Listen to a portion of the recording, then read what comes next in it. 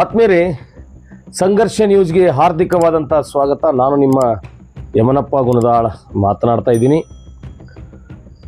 ದಿನಾಂಕ 15/11/2024 ಸನ್ನತಿಯಿಂದ ಬೆಂಗಳೂರೊಳಗೂ ಪೂಜ್ಯ ಬೋಧಿದತ್ತ ಮಹಾತೇರ ಅವರ ನೇತೃತ್ವದಲ್ಲಿ ಸನ್ನತಿ ಪಂಚಶೀಲ ಪಾದಯಾತ್ರೆ ಪ್ರಾರಂಭ ಆಗಿದೆ. ಇದು ಸುಮಾರು 70 ದಿನಗಳ ಒಂದು ಪಾದಯಾತ್ರೆಯಾಗಿದ್ದು, ದಿನಾಂಕ 24/1/2025 ಇದು ಬೆಂಗಳೂರಿನ ಸ್ವತಂತ್ರ ಉದ್ಯಾನವನದಲ್ಲಿ ಒಂದು ಬೃಹತ್ ಪ್ರಮಾಣದ ದೊಡ್ಡ ಪ್ರತಿಭಟನೆಯಾಗಿ ಮುಕ್ತಾಯಗೊಳ್ಳಲಿದೆ. ಅಷ್ಟಕ್ಕೂ ಈ ಒಂದು ಮಹಾನ್ ಪಾದಯಾತ್ರೆಯನ್ನು ಸುಮಾರು 1000 ಕಿಲೋಮೀಟರ್ಗಳ ಸನ್ನತಿಯಿಂದ ಬೆಂಗಳೂರುವರೆಗೂ 1000 ಕಿಲೋಮೀಟರ್ ನಡೆದಿರುವ ಈ ಪಾದಯಾತ್ರೆ ನೂರಾರು ಹಳ್ಳಿಗಳನ್ನು, ನೂರಾರು ತಾಲೂಕುಗಳನ್ನು, ಅನೇಕ ಜಿಲ್ಲೆಗಳನ್ನು, ಅನೇಕ ತಾಲೂಕುಗಳನ್ನು, ನೂರಾರು ಹಳ್ಳಿಗಳ ಮೂಲಕ ಸಂಚರಿಸಿ ಇದು ಬೆಂಗಳೂರಿನಲ್ಲಿ ರಾಜ್ಯ ಸರ್ಕಾರದ ಗಮನವನ್ನು ಸೆಳೆಯಲಿಕ್ಕೆ ಈ ಪಾದಯಾತ್ರೆಯನ್ನು ಹಮ್ಮಿಕೊಳ್ಳಲಾಗಿದೆ. ಈ ಪಾದಯಾತ್ರೆಗೆ ನಾಡಿನ ಎಲ್ಲ ಅಂಬೇಡ್ಕರ್ ವಾದಿಗಳು ಮತ್ತು ಬೌದ್ಧ ಧರ್ಮೀಯರು ಮತ್ತು ಈ ದೇಶದಲ್ಲಿ ಭಗವಾನ್ ಗೌತಮ್ ಬುದ್ಧರನ್ನು ಮತ್ತು ಬಾಬಾ ಸಾಹೇಬರನ್ನು, ಬಸವಣ್ಣನವರನ್ನು ಎಲ್ಲರನ್ನ ನಂಬುವಂತಹ ಜನ, ಅವರನ್ನು ಆರಾಧಿಸುವ ಜನ, ಅವರ ದಾರಿಯಲ್ಲಿ ಸಾಗುವ ಜನ ಈ ಒಂದು ಎಲ್ಲ ಪಾದಯಾತ್ರೆಯಲ್ಲಿ ಬಂದು ಏನಪ್ಪ ಅಂದರೆ ಭಾಗವಹಿಸ್ಬೇಕಂತೇಳಿ ಇಡೀ ರಾಜ್ಯದ ಎಲ್ಲ ಸಂಘಟನೆಗಳು, ಎಲ್ಲ ಪ್ರಗತಿಪರ ವಿಚಾರವಂತರು ಎಲ್ಲರೂ ಕೂಡ ಕರೆಯನ್ನು ಕೊಟ್ಟಿದ್ದಾರೆ. ಆ ಮೂಲಕ ನಾವು ಕೂಡ ನಮ್ಮ ಬಾಗಲಕೋಟೆ ಜಿಲ್ಲೆಯಿಂದ ಅನೇಕ ನಾಯಕರುಗಳು, ಮುಖಂಡರುಗಳು 24ನೇ ತಾರೀಕಿಗೆ ಈ ಪಾದಯಾತ್ರೆಯ ಸಮಾರೋಪ ಕಾರ್ಯಕ್ರಮದಲ್ಲಿ ಭಾಗವಹಿಸಲು ಹೋಗ್ತಾ ಇದ್ದಾರೆ. ತಮ್ಮೆಲ್ಲರಿಗೂ ಗೊತ್ತು, ಭಾರತ ದೇಶ ಬುದ್ಧನ ನಾಡು. ಇಡೀ ವಿಶ್ವಕ್ಕೆ ಶಾಂತಿಯನ್ನು ಸಾರಿರುವ, ಇಡೀ ವಿಶ್ವಕ್ಕೆ ಮಾದರಿಯಾಗಿರುವ, ಇಡೀ ವಿಶ್ವದಲ್ಲೇ ಮಾನವೀಯತೆಯ ಶೆಲೆಯನ್ನು, ಮಾನವೀಯತೆಯ ನೆಲೆಯನ್ನು ಕಂಡುಕೊಂಡಿರುವ ಭಗವಾನ್ ಬುದ್ಧರು ಹುಟ್ಟಿರುವಂಥ ಪ್ರಬುದ್ಧ ಭಾರತ ಇದು. ಆದರೆ ಯಾವ ಭಗವಾನ್ ಬುದ್ಧರು ಹುಟ್ಟಿರುವ ಈ ಪ್ರಬುದ್ಧ ಭಾರತದಲ್ಲಿ ಬೌದ್ಧರ ಅಸ್ತಿತ್ವವನ್ನೇ ಅಳಿಸಲಾಗಿದೆ. ಇಂದಿಗೂ ಕೂಡ ಅನೇಕ ಬೌದ್ಧ ಧರ್ಮದ ಕುರುಹುಗಳು ಸಿಕ್ಕರು, ಬೌದ್ಧ ಧರ್ಮದ ಆಚಾರ ವಿಚಾರಗಳಿಗೂ ಅನೇಕ ಕಡೆಗಳಲ್ಲಿ ಅಡ್ಡಿ ಮಾಡಲಾಗುತ್ತದೆ. ಆದರೆ ಇವತ್ತಿನ ವಾತಾವರಣ ಹಾಗಿಲ್ಲ.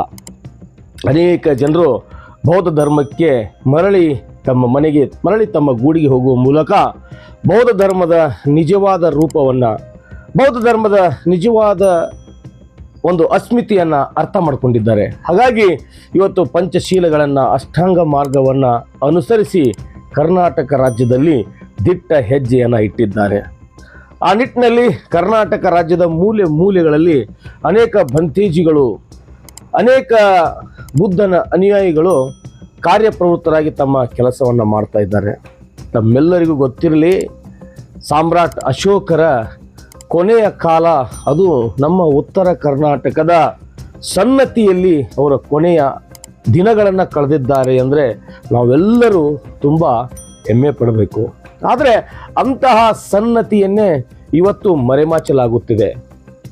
ಆ ಎಲ್ಲ ವಿಷಯವನ್ನು ತೆಗೆದುಕೊಂಡು ಇದೇನು ಮರೆಮಾಚಲ ಪಡುವಂಥ ಸನ್ನತಿಯ ಮೂಲ ನೆಲದಿಂದಾನೇ ಬೆಂಗಳೂರಿನ ವಿಧಾನಸೌಧವರೆಗೂ ಕೂಡ ಧ್ವನಿಯನ್ನು ಎತ್ತಿಕೊಂಡು, ಕೂಗನ್ನು ಎತ್ತಿಕೊಂಡು ನಮ್ಮ ಪೂಜ್ಯ ಬೋಧಿದತ್ತ ಬಂತೇಜಿ ಮಹಾತೇರ ಅವರು ಹೊರಟಿದ್ದಾರೆ. ಇವರೊಂದಿಗೆ ನೂರಾರು ಜನ ಅನುಯಾಯಿಗಳು ಪಾದಯಾತ್ರೆಯಲ್ಲಿ ಸುಮಾರು ಈಗ 800ರಿಂದ 900 ಕಿಲೋಮೀಟರ್ ಈಗ ಪಾದಯಾತ್ರೆಯಾಗಿದೆ. 23ನೇ ತಾರೀಕಿಗೆ ಈ ಒಂದು ಪಾದಯಾತ್ರೆ ಬೆಂಗಳೂರನ್ನು ತಲುಪಿ ಅಲ್ಲಿನ ಸದಾಶಿವ ನಗರದ ನಾಗಸೇನ ಬುದ್ಧ ವಿಹಾರದಲ್ಲಿ ತಂಗಿ ಆ ನಂತರ 24ನೇ ತಾರೀಕಿಗೆ ಬೆಳಗ್ಗೆ ಇದು ಏನಪ್ಪ ಅಂದರೆ ಬೆಂಗಳೂರಿನ ಫ್ರೀಡಮ್ ಪಾರ್ಕಿಗೆ ಹೋಗಿ ಅಲ್ಲಿ ದೊಡ್ಡ ಸಮಾವೇಶವಾಗಿ ಪರಿವರ್ತನೆ ಆಗಲಿದೆ.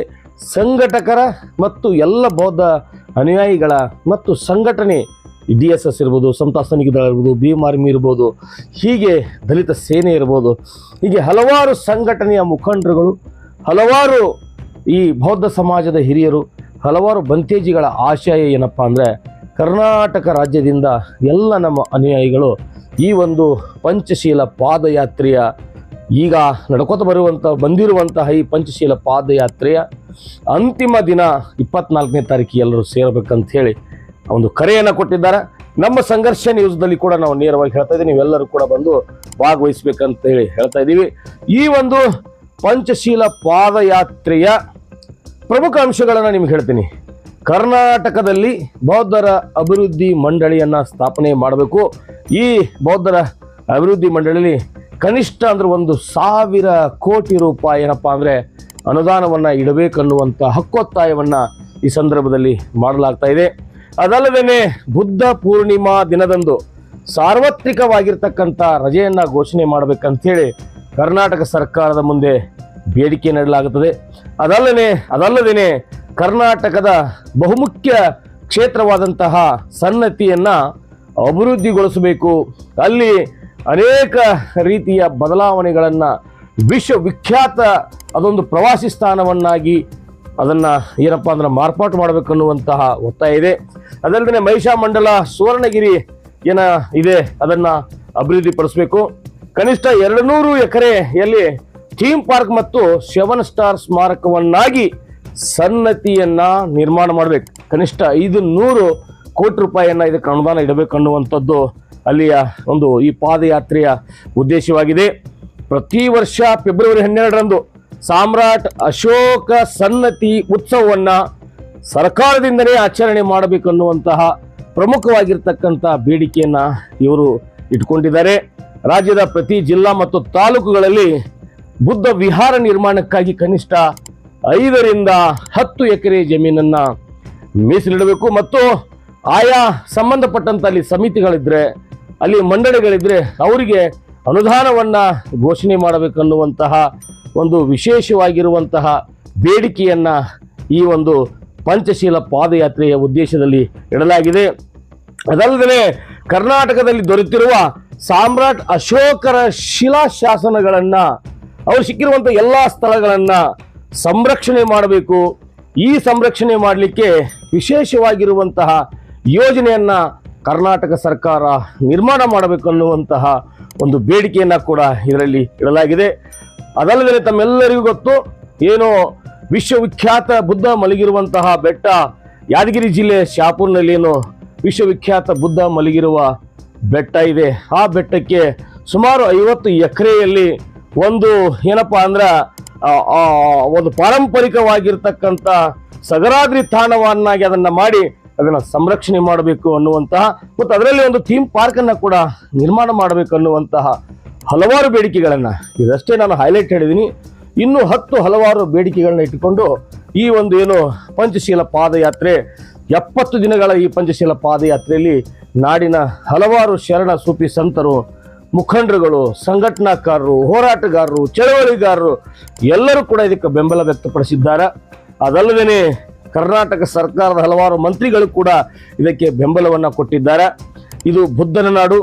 ಈ ಬುದ್ಧನ ನಾಡಿನಲ್ಲಿ ಬುದ್ಧನ ಕ್ರಾಂತಿ ಆಗಬೇಕಾಗಿದೆ, ಮಾನವೀಯತೆಗಾಗಿ ಹೋರಾಟ ಆಗಬೇಕಾಗಿದೆ, ಮನುಷ್ಯತ್ವಕ್ಕಾಗಿ ಹೋರಾಟ ಆಗಬೇಕಾಗಿದೆ, ವೈಜ್ಞಾನಿಕವಾಗಿ ಉದ್ಯೋಗ, ಶಿಕ್ಷಣ, ಸಮಾನತೆ ಸೇರಿದಂತೆ ಎಲ್ಲರ ಬದುಕು ಕೂಡ ಹಸನಾಗಬೇಕಾಗಿದೆ.